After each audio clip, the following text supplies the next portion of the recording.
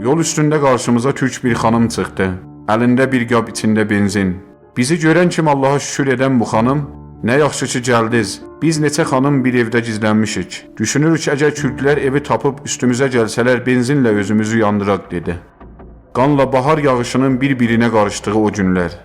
Bu bölümdə 1358-ci ildə Azərbaycanın Sulduz şəhrində baş vermiş savaşın eşidilməyən və az eşidilən yönləri açıqlanacaqdır. İzləyicilərdən xahişimiz var, sonuna qədər izləyib və paylaşmağında yardımcı olsunlar. Faydalandığımız qaynaqlar bunlardan ibarətdir.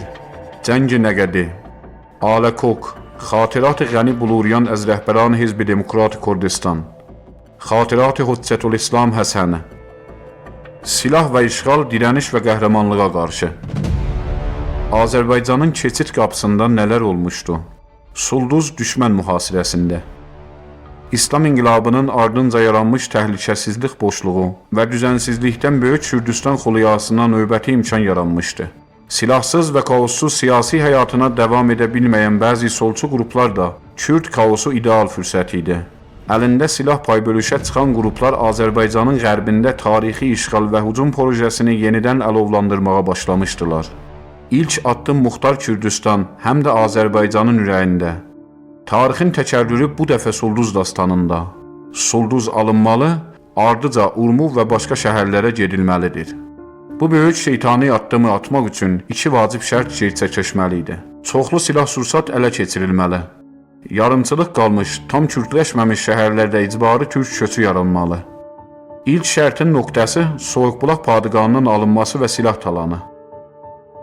İran İslam İnqilabı ərəfəsində hərbi düşərgələrin xəlqi silah edilməsi normal hala çevrilmişdi. Lakin mahiyyət açısından Mahabad və ya Soyuqbulaq padığanının alınması çox fərqli məsələ idi. Kürd silahlı təşkilatlarından öncə müəyyən solçu qruplar tərəfindən bu düşərgənin alınmasına cəhdlər uğursuzluqla nəticələnmişdi. Əslində bu cəhdidə və belə bir addımda pişahəng olmaq növbəti cinayətlərdə bəzi sol qrupların niyə Kürd silahlıları ilə əməkdaşlığına cavabdır. Şər qüvvələrinin ümumi İran qərbinə, ən önəmlisi Azərbaycanın qərbinə cəmləşdiyini heç cür inkar etmək mümkün deyil. Mərkəz solçuların o cümlədən fədai xalq çirklərinin uğursuz əməliyyatından sonra növbə Kürd silahlı qruplarında idi. Kürdistan Demokrat Partiyasına başçılıq edən Əbdülrəhman Qasımlı və Komalənin mənəvi lideri Əzzeddin Hüseyninin əmri ilə bir həftə sürən çatışmadan sonra və hərbiçilərin bir sırasının xiyanətlə Soyuqbulaq hərbi düşərgəsi süqut etdi. Bu haqda Demokrat Partiyasının Mərkəzi Komitəsinin keçmiş üzvü Qəni Buluriyan belə deyir. Qasımlının bu işindən xəbərim yox idi. Başqa yerdən məlumat aldığımda ona dedim ki, gəl bu işdən vazgeç. Biz sülh yolu ilə mübarizəmizi davam etsək yaxşı olar. Axı bizim şüarımız sülhdən yanadır. Cavabda Qasımlı mənə, ora şərrin mərkəzidir, mütləq alınmalıdır dedi. Beləliklə çoxlu sayda ələ keçirilən silah Kürd kəndlilərinə paylanıldı. Bir hissəsi də Sulduzun cənubunda yerləşən Sultan Yaqub və Yedigöz bölgələrinə böyük plan üçün aparıldı. Bu hadisə düz 10 gün sonra, yəni 11 İsfənd 1979-cu ilin mart ayının 2-sində Soyuqbulaqda Demokrat Partiyası miting keçirdi. Bu mitingdə Kürdistan olaraq müəyyən etdikləri coğrafiyaya yeni bir bölgəni də ən başda əlavə etmişdilər. Bəli, Qərbi Azərbaycan. Tam da bu elandan sonra bütün İranın xaricində və içində yaşayan Kürdləri yaxın günlərdə Azərbaycanın keçid qapısına hücuma bir növ dəvət etdilər. Hər şey elə məhz bu miting sözündən sonra başladı. Epizodun başlarında şeytani addımı atmaq üçün şərtlərdən birinin bəzi şəhərləri tam kürdləşdirmək olduğunu qeyd etdik. Buna ən uyğun, yarımçılıq qalmış və Sulduza ən yaxın əlverişli yer Xana ya Piran şəhri idi. Xana tez və sürətli şəkildə tamamilə kürdləşməli idi. Buna görə də elə orada xof və qorxu yaratmaq gərəkirdi. 1979-cu ilə qədər, yəni sadəcə 48 il öncə Xananın, Piran şəhrin sakinlərinin böyük əksəriyyəti türk idi. Şəhər şurasının üzvlərinin çoxu türklər arasından seçilirdi. Həmçinin ətraf kəndlilərin bəzilərində çoxlu sayda türk yaşayırdı. İslam inqilabının başlanması ilə Piran şəhərdə vəziyyət son dərəcə gərgin və təhlükəli olmuşdu. Martın əvvəlləri idi və inqilab təzəcə qalib gəlmişdi. Şəhərdə hər gün tüfənglə silahlanmış əcnəbi kürdlərin sayı artırdı. Çiyinlərində və bellərində güllə qatarları gəzdirən terroristlər əlavə olaraq bellərinə kəndir, ip bağlamışdılar. Onlardan bu kəndliləri nə üçün gətirdiyini soruşduqda, türklərdən qarət edilmiş mal dövləti bağlayacaqlarını deyirdilər. Bu cür sözlər və nümayişlər şəhərin türk sakinlərini dəhşətə gətirir və onlara keçmişdə baş vermiş qətl-talanların acı hadisələrini xatırladır. Buna görə çox sayda türk ailəsi evini tərk edib, başqa yerə yerləşməyə məcbur oldular. Bununla belə hələ də şəhərdə qalan minlərlə digər ailə davam edən kaos və naəmnilik səbəbindən Piran şəhərin kənarında yerləşən ordu düşərgəsinə sığınmaq məcburiyyətində qaldılar. Onlar bir ay bu düşərgənin beton divarları arasında yaşamaqdan sonra Azərbaycanın başqa şəhərlərinə yerləşdirildilər. Köçkün olmuş xana türklərinin mülkləri Kürd tayfaları tərəfindən talan edilib, evləri isə terroristlər tərəfindən zəbt və ya sonradan çox ucuz qiymətə satılmışdı. Artıq Sulduzda sülh adına silaha sarılmaq olar. 1355-ci ilə qədər aparılan siyahıya alınmada, yəni yamarda Sulduz 23.836 nəfər əhaliyə sahib idi. Bu rəqəm 1357-ci ildə 25.000 nəfərə çatmışdı ki, bunun sadəcə 3500-ü kürdlərdən ibarət idi. Türkün qalası sayılan Sulduzda o ilin yazında nələr keçmişdi? İlk öncə şəhərin atmosferini yaxın tarix vərəqlərindən incələməyə başlayaq. İnqilab baş verdikdən sonra hər şəhərdə asayiş və əmniyyəti sağlamaq üçün komitələr yaradılmışdı. Sulduz kimi balaca şəhərlərin idarəsi üçün bir komitə kifayət edirdi. Bunlara İnqilab Komitəsi deyilirdi. Kürdlərin artıq tamahlığından dolayı və təbii ki, terror təşkilatlarının planına uyğun bu komitələr onların əlində olmalı idi. Özlərini şəhər komitəsində rahatsız görən Kürd qruplar ikinci bir komitə yaratdılar. Komitə 1 türklərin, 2 isə digər qrupun idi. Boşluqdan yararlanan Demokrat Partisi Sulduzun balıqçı yolunda parti qərargahını yaratmış, giriş qapısına tablosunu da quraşdırmışdı. Bununla yanaşı şəhərdə gəzən söz-söhbətlər yaxında böyük bir faciədən xəbər verirdi. Bu sözləri ciddiyyətə alan müəyyən insanlar və birinci komitə üzvləri hər ehtimala qarşı öz məhdud imkanları ilə az sayda olsa da silah ala bilmişdilər. Sulduzun üzərinə qara buludlar yavaş-yavaş yığılmağa başlayır. Əbdurrəhman Qasımlı Sulduzdakı partiya sorumlusuna silahlı miting hazırlıqları ilə bağlı göstəriş verir. Bunu eşidən türklər mədəni üsullarla o cümlədən məktublaşaraq ya da şəhərin ağsaqqallarını vasitə göndərərək belə bir mitinqin keçirilməməsini istəyirlər. Lakin bu terror təşkilatı qərarını çoxdan vermiş və mitinq günü və məkanı bəlirləmişdir. Gün 31 fərvərdi 1358-ci il və məkan türklərin yaşadığı bölgədə yerləşən Təxti stadiomu. Bütün kürdlər dəvətdir.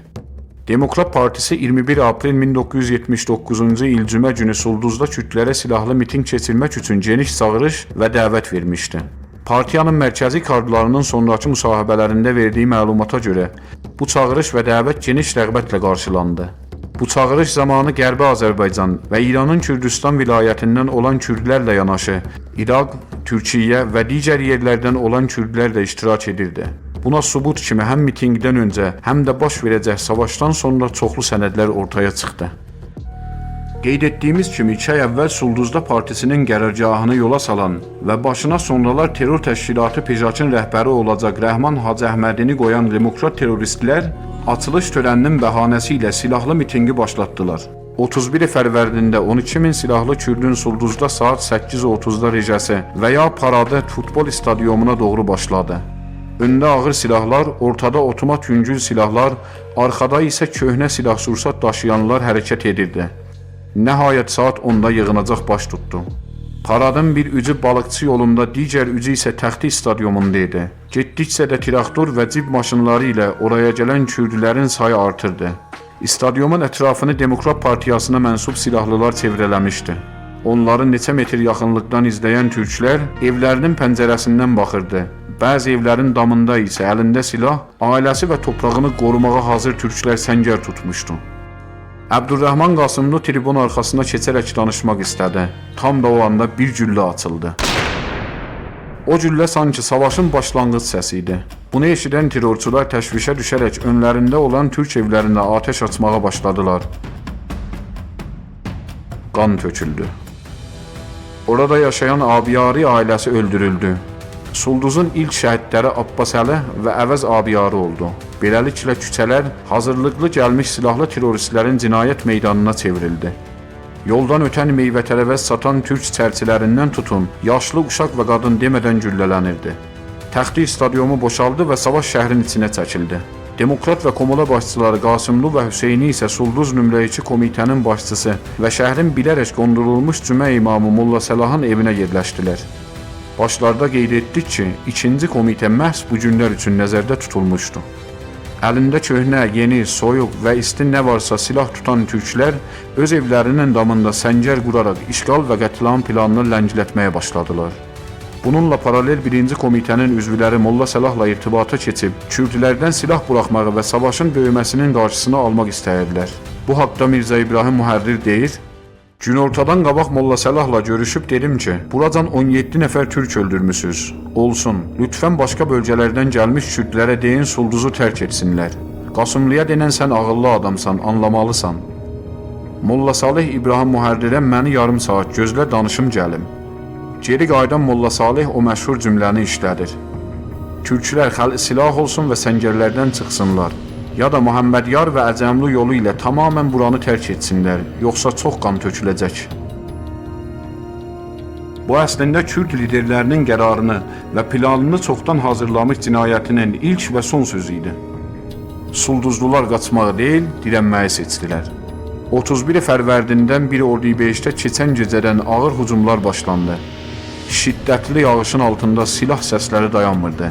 Kadar çay ətrafında, Üçnəviyyə girişində, Köhül kəndində, Furudabad məhəlləsinə və ən çox ələ keçirilməsini istədikləri Qalabaş ətrafında çatışmalar yağış müşayiəti ilə davam edirdi. Türklərin böyük bir sorunu var idi, sursatın bitməsi və dəstəksiz qalmaq. Buna rağmen tarixdə mislinə az rastladığımız dirəniş davam edirdi. Gün keçdikcə savaşın alanı böyüyür, bir çox kənd oda ateşə verilir. Demokratlar özlərini yavaş-yavaş itirməyə başlayan adamlarına ruhiyyə vermək üçün qorxmayın, gedin qabağa, türklərin silahlarında güllə qalmayıb deyirdilər. Amma qeyrətli sulduzlar Azərbaycan qalasını qorumağa qanları bahasına müsəmməm idilər. Savaşın xəbərləri İran və dünya mediasında yayılmağa başlayır. Ancaq ortada rəsmi müdaxilədən xəbər yoxdur. Sulduzun dirəniş xəbəri urmaya çatır. Xəbər həm acınacaqlı, həm də qürur vericidir. Sulduzda çox sayda türk öldürülüb, onlarlası əsir götürülüb. Amma şəhər hələ də ayaqdadır. Artıq atılacaq güllələr hər tüfəngdə barmaqla sayılacaq qədərdir. Rəsmi məcralardan xəbərdarlıqlar və müzakirələr sonuçsuz qaldıqda, Urmudan Qulam Rza Həsəninin çağırışına xalqdan böyük dəstək gəlir. Minlərlə gönüllü Urmulu, Sulduzlu qəhrəman qardaşlarına yardıma yola düşür. Heydərabad yolu ilə özünü Sulduza çatdıran Urmulu gönüllülər Molla Həsəni vasitəsilə kürdlərə səs ucaldıcılarla müraciət edir. Biz Urmiyədən gəlmişik ki, burada asayiş və intizamı yerinə qaytaraq. Silahlarınızı buraxıb buranı tərk edin deyən kimi qarşı tərəfdən güllələr yağmağa başlayır. Molla Həsəni xatirələrində qeyd edir ki, bu güllələrdən sonra tank sürücüsünə son qaz irəliləməsinə əmr etdim. Tancın hərəkəti ilə bircə bütün güclə qarşı tərəfə atəş açdıq. Addım-addım, küçə-küçə düşmən səngərlərini qırmağa başladı. İrəlilədikcə yanılan ətrafdan insanların səngər aldıqları yerdən çıxdığını gördüm. İlahi, sən demə bu insanların gülləsi qutarıbmış. Bunun ardıca Urmulu qüvvət, demokrat teröristlərin fərmandehi mərkəzinin harda olduğunu soruşur. Sulduzlular şəhrin cümə imamı Molla Səlahın evində geccəl olduğunu deyir və bunun üzərinə həmin ev mühasirəyə alınaraq oradakı başçılar öldürülür. Artıq məğlubiyyəti qaçınılmaz görən silahlı canilər qaçmağa, dağa və ətraf şəhərlərə sığınmağa başlayırlar. Sonunda Ordubadın ikisində bütün mühacimlər şəhərdən çıxaraq savaş dayanır və qəhrəman Sulduz əhalisi Azərbaycanın dərvazasını qorumağa nail olur. Ayın 4-ü rəsmi ordu şəhərə daxil olaraq nisbi asayiş sağlanır. Bu olaylarda yüzlərlə insan həyatını itirdi. Bu haqda Qulam Rza Həsəninin qeydlərində deyilir, evləri yoxlamağa getdiyimizdə 3 yaşında qız uşağının kəsik başını öldürülmüş anasının döşünə şişlə bağlandığını gördük. Başqa bir yerdə 22 nəfərin asılı halda sallanan cəsədlərinə şahid olduq. Evin hamamında doğranmış gənci tapdıq. Bütün bunları edən özünə demokrat adı qoyan canilər idi. Bu savaşda kürdlərlə bəzi məhəllələrdə yanaşı yaşayan türklər bir dəfəlik oradan köçmək zorunda qaldılar. Talanmış evlər arasında Sulduzlu kürdlərin də evi var idi. Deməli, tarixi talan zehniyyəti özünə də acımaz. Tarixdən düzgün dərs ala bilməyən digər terror təşkilatlarından biri olan Komolə, savaşdan sonra öz radiosundan demokratların səhvə yol verdiyini bu şəkildə ifadə edir. Demokrat Partisinin səhvi onda idi ki, Türklərin qaçmağı üçün açıq yol buraxmamışdı. Bütün yolları təsərrüf etdiyinə görə türklər qaçmaq yerinə savaşmağı seçdilər. Əslində hər ikisi də tarix dərsindən aşağı bal almışdılar. Tarix deyir ki, Azərbaycanın qərbinə, Şəmdindən Simitkoya qədər, Qasımlıdan Əzzəddin Hüseyniyə qədər bütün təcavüzlər can və qan bahasına məğlubiyyətə uğramışdır. Bircə sülh yaşamağı şüarda yox, əməldə göstərən türklər hər zaman öz qonşu və qonaqlarına hər şeyə rağmen qardaşlıq və bacılıq əlini uzatmışdır.